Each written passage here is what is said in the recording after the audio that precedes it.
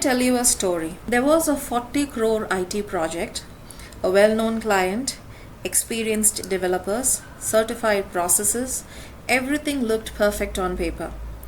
The go live date arrived, teams were confident, leaders were proud, the client was watching. And then everything collapsed. Systems stopped responding, customers couldn't log in, support tickets exploded. Within minutes, the leadership asked what went wrong. Here's the shocking part: the code was not the problem, the developers were not incompetent, the process documents were technically correct, yet the system failed. Why? Because support collapsed. When ISO 9001 talks about support, it's not talking about help desks or admin work. It's talking about whether your organization has the right people, the right skills, the right tools, the right environment, and the right information at the moment they are needed. In this project, one engineer was handling work meant for three. Monitoring tools were outdated. No one knew who owned escalation process. Documentation existed, but no one trusted it, and the team was mentally exhausted. Nothing failed suddenly, it failed slowly and silently. Clause 7 doesn't fail loudly, it fails quietly until one day everything breaks. And when it breaks, leadership says, "Why didn't anyone tell us?" But the signs were always there, right? If you work in IT services, software development, or product engineering, this is already happening around you. You might have smart people, but they are overloaded. Tools, but no ownership. Processes, but no awareness. Training, but no competence validation. And that's exactly what ISO 9001 Clause 7 is designed to prevent. Now let's zoom out for a moment and look at the bigger picture. Clause 7 is called support, but don't let that word fool you. This clause is not about helping teams. It's about holding the entire quality management system together. Clause 7 ensures that your organization has what it needs to function consistently, not occasionally. It answers 5 critical questions. First, resources.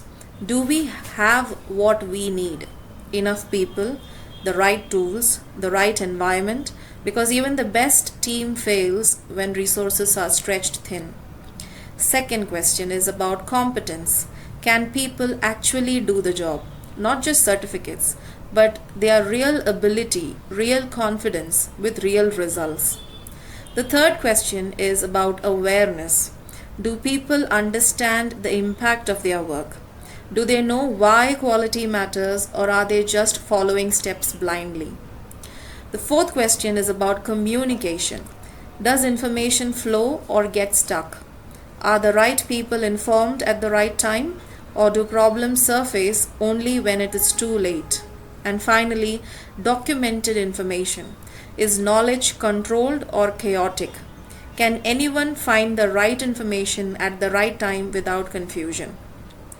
When these 5 pillars work together, something powerful happens. Quality stops being a department and becomes a habit. ISO 9001 doesn't ask for perfection. It asks for control, clarity, and consistency. And when those exist, pressure doesn't break your system. Rather, it proves its strength. Now that you understand the foundation, let's go deeper, starting with Clause 7.1, resources. Because if resources fail, everything else follows. Before we move on, I want to introduce something simple but powerful. I call it Monday actions. These are not big transformation projects, not audits, not long meetings. They are small actions you can take this Monday or after this video ends. Because real improvement doesn't start with policies. It starts with one clear action taken at the right time. So what are Monday actions? Each Monday action is one practical step that helps you turn ISO requirements into daily habits. So as we go through each clause, I'll share one simple Monday action you can try immediately. Having said that, let's start with clause 7.1 resources. Under 7.1, ISO talks about people, infrastructure, environment for operations, monitoring and measuring resources, and even organizational knowledge. In simple terms, bodies, tools, conditions, instruments, and brains. Let me tell you about a real incident from a global IT services company. They were handling 24/7 production support for a large banking client. On paper, everything looked perfect. Resources available, experienced engineers, certified processes. Anyone looking at the documents would say the team is ready. But reality was very different. One engineer was handling 3 critical applications. There was no backup during night shifts, no real-time monitoring dashboards, and everyone assumed nothing will go wrong. One night, a payment job failed. There was no alert, no escalation, no response. For 6 hours, customer transactions were stuck. By the time someone noticed, it was way too late. Customers were impacted, penalties were triggered, an emergency war room was formed, and the same exhausted engineer was asked, "Why didn't you catch this?" But the real question was, why was one person carrying the weight of 3 systems? When we auditors reviewed this incident, we didn't blame the engineer. We just wrote one line. This organization failed to ensure adequate resources as required under clause 7.1. This wasn't a people problem, it was a support failure. Clause 7 exists to stop exactly this kind of silent breakdown. Because when support collapses, even the best people fall. And this is why clause 7 is not optional. It's the foundation that holds everything together. Now let me tell you about a software product company, a fast-growing SaaS startup. They had just launched a brand new feature. The market loved it. Users signed up fast and traffic exploded. Everything looked like a huge success. But behind the scenes, something dangerous was happening. The infrastructure was never scaled. Servers were running at full capacity. Monitoring dashboards were incomplete. No one had visibility into performance limits. Then it happened. The systems slowed down. Requests started timing out. User data failed to sync. And suddenly, customers lost data. Here's the uncomfortable truth. The developers were skilled. The idea was brilliant. The product was valuable. But support failed. ISO 9001 is very clear about this. Resources are not just people. They include infrastructure, tools, systems, environment, organizational knowledge, and most importantly, the ability to handle pressure. This company learned the hard way. They didn't fail because of bad people, they failed because support wasn't designed for success. Now, time for the Monday action. Pick up your top 3 critical services in your project or product. Ask one simple question. If the main person disappears tonight, do we survive tomorrow? If the answer is no, then do these 3 steps. First, identify backup owners. Second, check monitoring coverage. And third, fix the weakest point first. If one person holds everything, your system is already broken. Next, let's look at how competence can make or break a system. Next is 7.2 competence. Most organizations believe they are doing well here. They proudly show training records, certifications, skill matrices, but ISO 9001 is not impressed by certificates. It asks a much deeper question. Are your people actually competent to do the work when it matters most? Let me help you understand this with an example from IT services. This organization had everything on paper. ITIL certified engineers, agile training completed, skill matrices approved. During the audit, everything looked perfect. Then a real incident happened. A production issue escalated. Systems slowed down. Customers were impacted. But during the call, engineers didn't know the escalation path. Root cause analysis was incorrect. The same issue repeated week after week. So the trainings existed, but competence didn't. ISO does not say train people and move on. It says the organization must determine required competence, ensure people are competent, take action where gaps exist, evaluate the effectiveness of those actions, and retain evidence. Competence is not attendance, it is demonstrated ability. ISO is very specific here. Don't just train, check if it worked, keep evidence, and fix gaps when you find them. When we auditors reviewed this incident, we wrote just one line.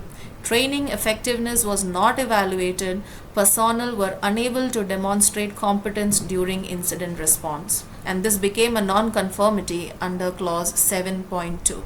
Now time for Monday action.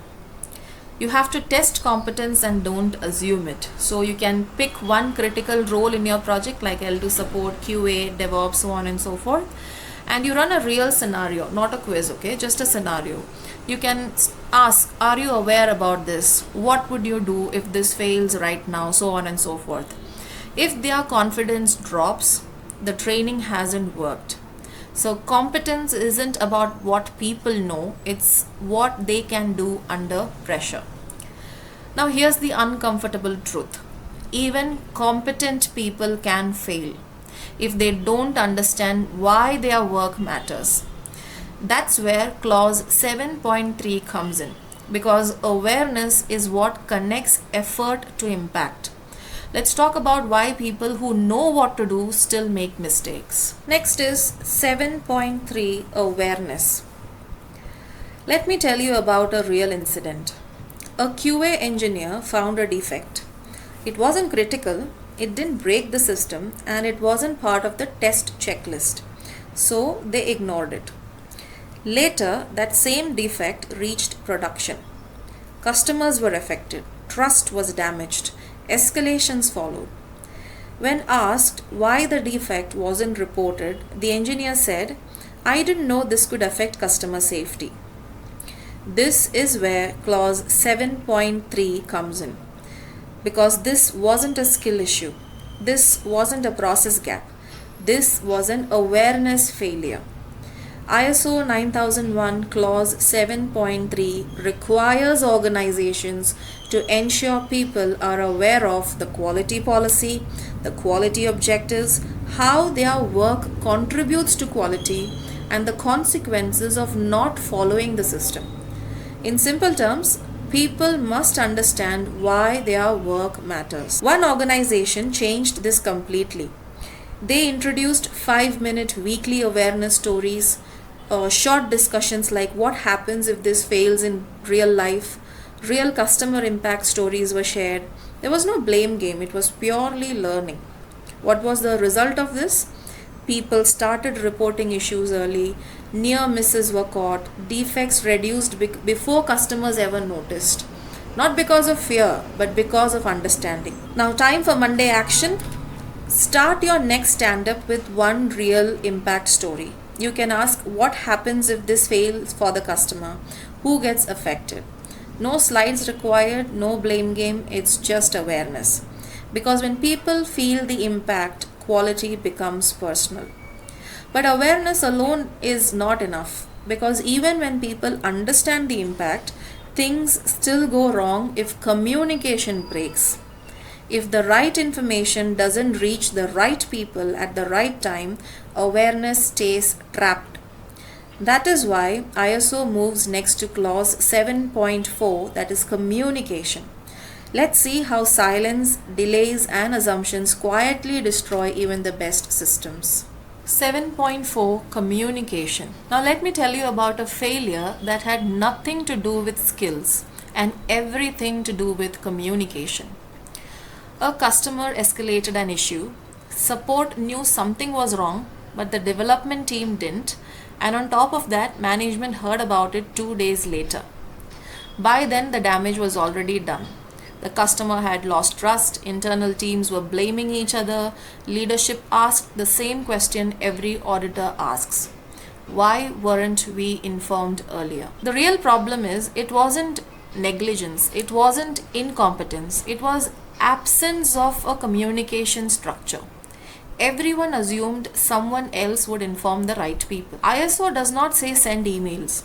It says the organization must define what needs to be communicated, when it must be communicated, to whom, and how it should be communicated. So, how was this fixed? This organization introduced a communication matrix. If there is an incident, the development team and the manager should be informed within 30 minutes. Customer feedbacks should be reviewed on a weekly basis, and audit results should be displayed in leadership dashboard along with action tracking. Time for Monday action. Try to map one escalation path today. Write it down clearly. Who gets informed, in how many minutes, and through which channel. Test it once and see the results. But the thing is, communication alone isn't enough, because once information is shared, it must be captured, protected, and retrievable. Otherwise, knowledge disappears the moment someone leaves. That's where clause 7.5 comes in. Documented information. Let's see how poor documentation quietly destroys even well-communicated systems. Let me share a real audit failure. A team was following the procedure exactly as written. They did everything by the book, and yet they failed the audit. During the audit, we asked a very simple question. How do you ensure people are using the latest version of this procedure? The room went silent because the SOP they followed was 3 versions old. The process wasn't wrong, the people weren't careless, the system failed them. So what actually went wrong is documents existed, processes were written, training had happened, but there was no control, no clarity on which version was valid, no restriction on outdated documents, and no protection from misuse. ISO does not say write more documents. It says organizations must ensure documented information is identified, controlled, available when needed, and protected from unintended use or loss, and specifically requires control over version history, access rights, distribution, storage and retrieval, retention, and disposal. Outdated information doesn't just confuse people, it creates false confidence. People think they are doing the right thing while unknowingly creating risk. That's far more dangerous than not having a document at all. So, how did they fix this? This organization fixed this by using a centralized repository like SharePoint or Confluence, making documents read-only for most users, enabling version history, clearly marking obsolete documents, and assigning ownership. So what was the result finally? There was no confusion, no outdated instructions, and no audit surprises. Documentation isn't bureaucracy, it's a memory. And organizations that don't manage memory repeat the same mistakes. Alright, so now time for the final Monday action. Search for one critical SOP. If it takes more than 30 seconds to find, or you're unsure it's the latest version, you have found your risk. Fix it now by following these 3 steps. First, keep the SOP in one official location only. No copies, no duplicates. Let people view it, not edit it, so nothing changes without control. And finally, assign one person responsible for keeping it updated and accurate. Now here's the turning point. Clause 7 was about the supporting system, but support alone doesn't deliver results. That's where clause 8 begins, because clause 8 is where plans meet reality, where processes turn into products and intent turns into action. In the next video, let's step into clause 8, that is operations. If this video helped simplify clause 7, hit subscribe and share it with someone who needs clarity. I'll see you in the next video. Thank you.